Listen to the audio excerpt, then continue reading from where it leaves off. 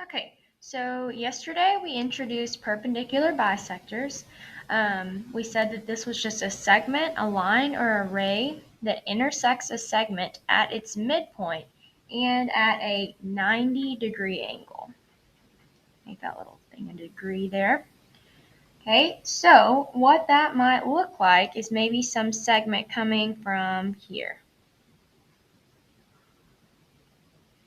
So this segment comes straight down from this side over here, intersecting this line here at the bottom at its midpoint at a 90-degree angle.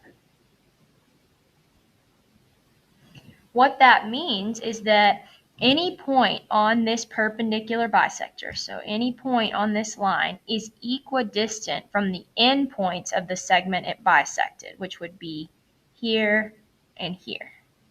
Okay, so it should be, if I had measured this exactly, would be equidistant from anywhere on this line if I picked any point. So maybe I pick a point right here.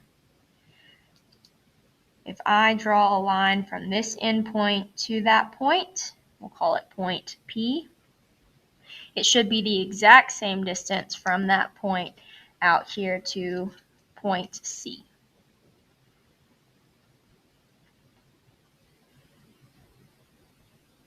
All right, so that would mean that this segment and this segment are the same size, as well as this segment and this segment, since this is the midpoint. So we would then know that segment A, let's call this point right here point D. Then I could say that segment AD is congruent to segment DC or CD. I also could say this segment right here, AP, is congruent to this segment over here, CP. All right, there's another property that says if a perpendicular bisector intersects at the vertex of the triangle, then it will have created an isosceles. So if this point right here had been the vertex of the triangle, so maybe the triangle stopped right here, it's saying that because we said that that point was equidistant to these, that would make this side and this side congruent, and therefore we would have an isosceles triangle. Okay. We've also talked about angle bisectors before. Our definition of an angle bisector is going to be a ray that divides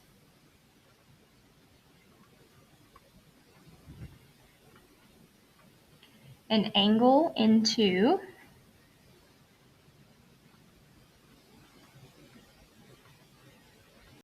two congruent angles.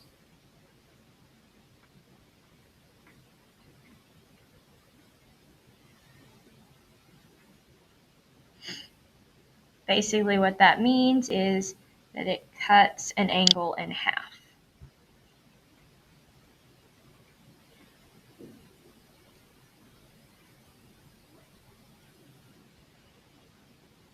So, for example, if we had some segment here that went from here to here, and you're welcome to use a straight edge to do this if you'd like.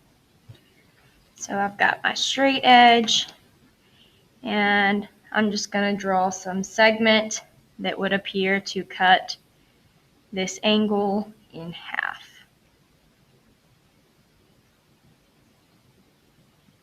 Okay. So that would then mean that this angle and this angle should be congruent. Okay. This also has a property that says any point on the angle bisector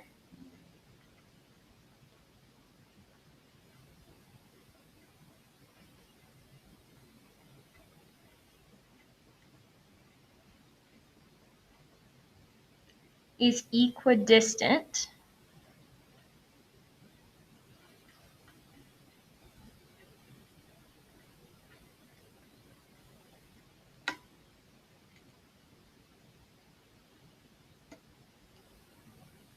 from the sides of the triangle.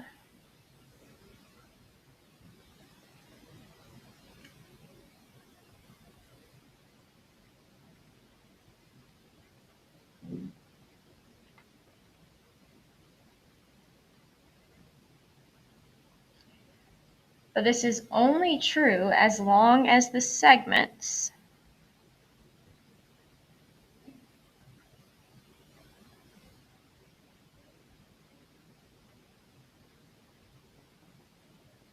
intersect the sides at 90-degree angles.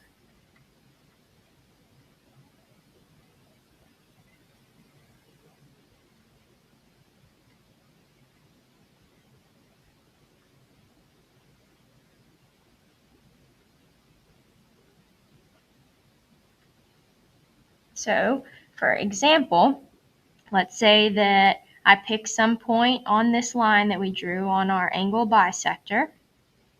Okay. It says that this point should be equidistant from this side and this side. Okay, meaning that these two segments should be congruent.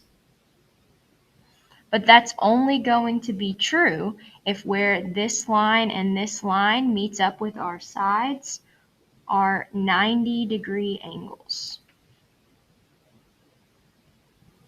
Okay, if that's the case, let's give these points some names as well. Then we could say that angle ABP, so from A to B, up here to P,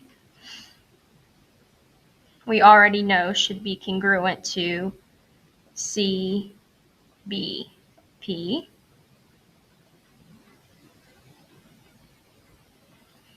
And because of this property that we just listed, we also know these are congruent as long as they form those 90-degree angles. So we could say segment DP should be congruent to segment EP.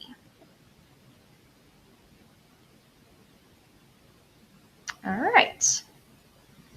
Then we have the median. Okay, so our median, this is going to be used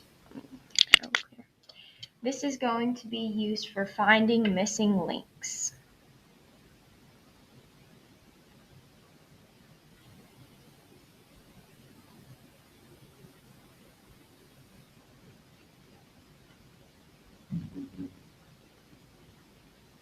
So if we've got some length missing in our triangle, we could use a median to find it. Okay, so our definition for a median is going to be a segment that comes from one vertex of the triangle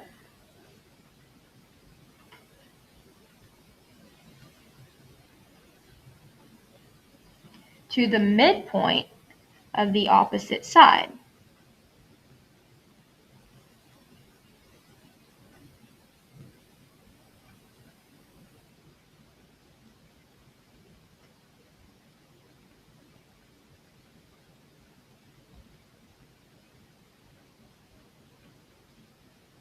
So maybe I choose B as my one vertex. Then I would take some straight edge, and of course we'd want to measure it, make sure we're being accurate if we were using it to actually find something. But I would just draw some segment going across the figure to the midpoint of the opposite side. And the side opposite of angle B is side AC. This would need to intersect side AC at its midpoint. And as long as it intersects at the midpoint, we then know that these two pieces will be congruent. So let's call that point point D. Well, then we should know that side AD or segment AD should be congruent to segment CD.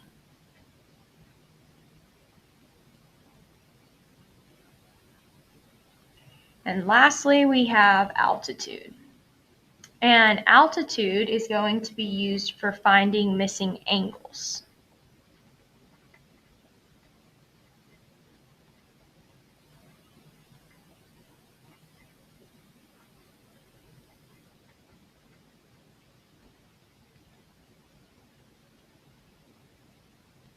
And our definition for altitude is going to be the segment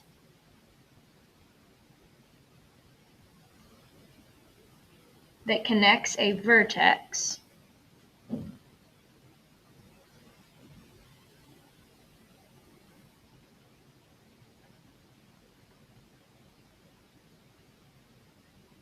to the opposite side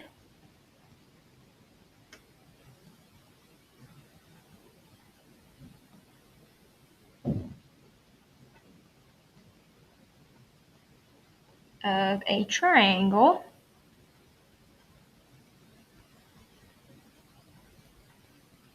at a 90-degree angle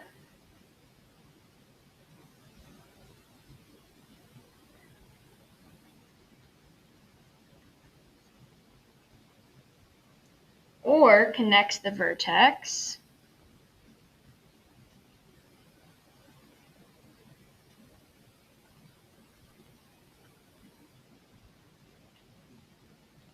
to the line containing the opposite side.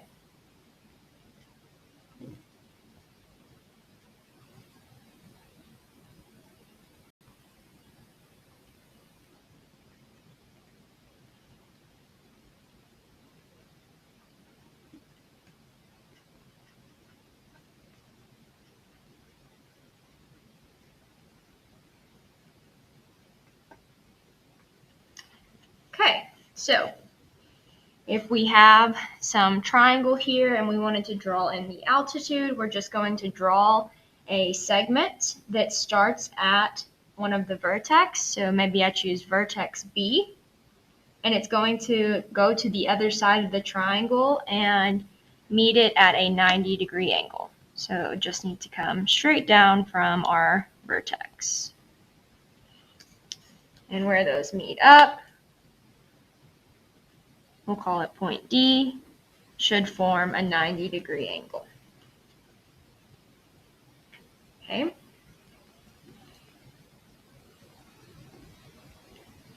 Or it just connects your vertex to the line containing the opposite side. So maybe you have a triangle that looks something like this. Oops. Draw that a little bit steeper.